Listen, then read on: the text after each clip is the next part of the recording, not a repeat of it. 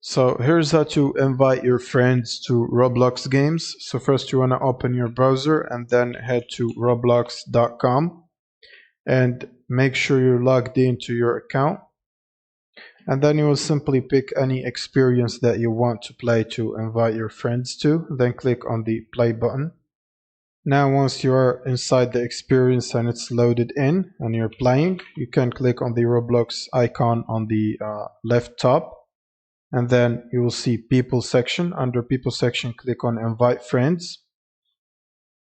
And then you will simply see all your friends on this list. So you can simply click on the invite button on the right side. What you can do as well is click on copy link, or click on copy link from here. And then you can send it to people you know on Discord or other contact apps or whatever you're using.